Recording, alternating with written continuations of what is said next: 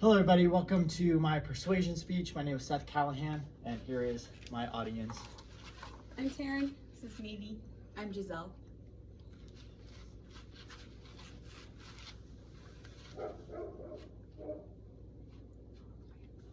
Imagine you have two families. On one hand, it's 6:30 at night. The family just wrapped up dinner. They're sitting down at the dinner table, and everybody pulls out their phone. They all start scrolling, they don't talk to each other, and they proceed to do that for the next 2 hours until it's time for the children to go to bed. Which at that point, they all put their phones away, say goodnight to each other, and head upstairs onto bed. Now, on the other hand, you have a family. Dinner just wrapped up, it's 6:30, and instead of pulling out their phones, they pull out a board game, they pull out books, they start conversing with each other.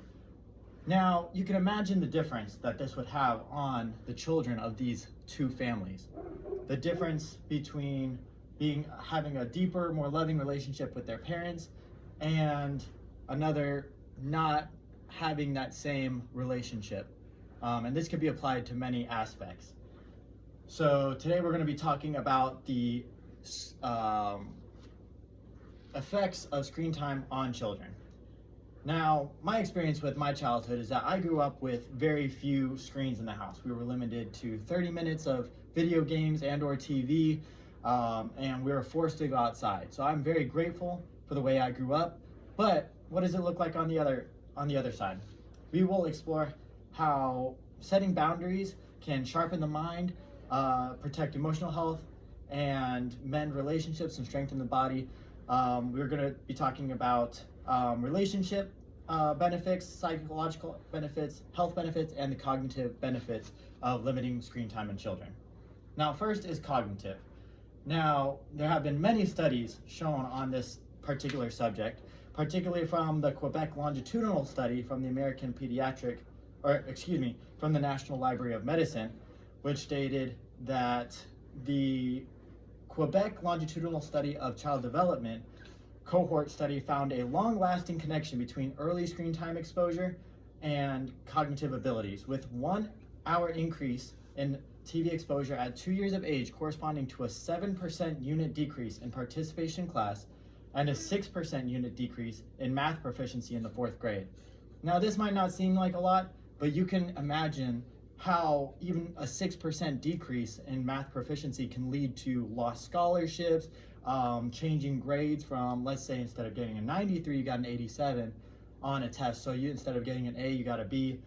There's a multiplicity of ways that this could go. Also, screens erode the ability to handle frustration in deep work. How many times have you been sitting down trying to write a paper and a notification pops up, or you get that urge to check out Instagram, check out Facebook? This all can start at a very early age, even as early as 2 years old. The second is the psychological aspect. There are many socio-emotional challenges. Research from the American Psychological Association suggests that there's more children engaged with electronic screens, the more likely they are to develop socio-emotional problems. This included internalizing problems such as anxiety and depression, and other problems such as aggression and other things like that. We can also talk about the prevalence of cyberbullying and stuff like that. Another a very misunderstood aspect of screen time is how parents' relationship with their phones can also affect the child's relationship with their phones. If you growing up, you saw your parents also always on a screen, you would be much more inclined to be addicted to social media, stuff like that, growing up. It's also very much a coping mechanism for children. How many times have you seen children have, instead of dealing with their problems, they'll just bury their face in their phone? I've seen that many times. Another aspect is the relational aspect of limiting screen time. Imagine instead of calling each other, we text each other. Text do not utilize very important social skills such as tone, such as body language, intonation, and things along that line. There's also a link between violent media and empathy and aggression. And the American College of Pediatricians stated that children and adolescents who spend time playing video games, especially violent video games, are more likely to have difficulties paying attention in school. They act aggressively toward others, interpreting others' behaviors more negatively, have decreased empathy, have less pro-social behavior, and respond more violently when confronted. We already talked about cyberbullying, with over half of today's adolescents stating that they have been bullied online, and over 25% of adolescents stating that they have been bullied repeatedly through the internet or on cell phones. This was stated by the American College of Pediatricians. Now, we already talked about the story at the beginning where everybody puts away their phones. Imagine the gift of presents that would be given to the kids if parents themselves remove screen times from those times. And last, we're going to talk about the physical benefits of limiting social media use. Imagine instead of being on your phone, the kid went outside and started playing in the yard. They started running around, jumping. Studies have linked physical fitness at a young age, particularly by the age of 18, to educational achievement later in life. Excessive screen time, by contrast, detracts from physical activities, as stated by a study done by Rincon, MF, in 2024. Another thing is sleep hygiene. Limiting screen time before not going to sleep with the increase of blue light and decreases melatonin production.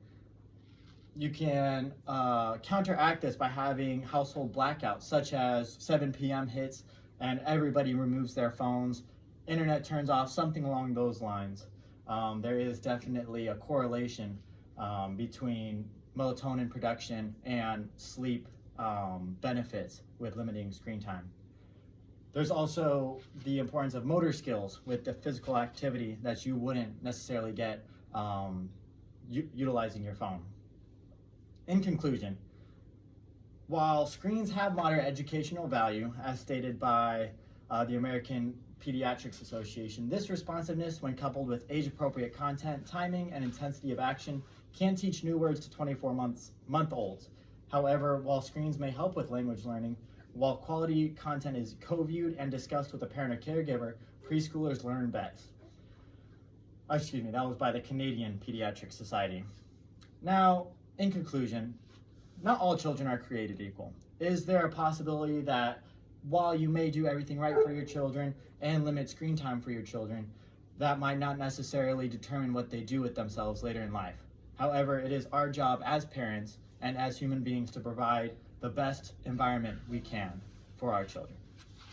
Do y'all have any questions? How does the screen time impact toddlers? So like if it's like a educational content, it like theoretically can help them progress with their language development, but are there drawbacks after they've developed that language? I'm sure there are some drawbacks, as even social media use can be detrimental to even an adult. So I'm sure there are benefits that toddlers can get, such as the educational content. However, I would view social media usage, especially up until adulthood, to be more of a negative aspect than anything else. Any other questions? Awesome.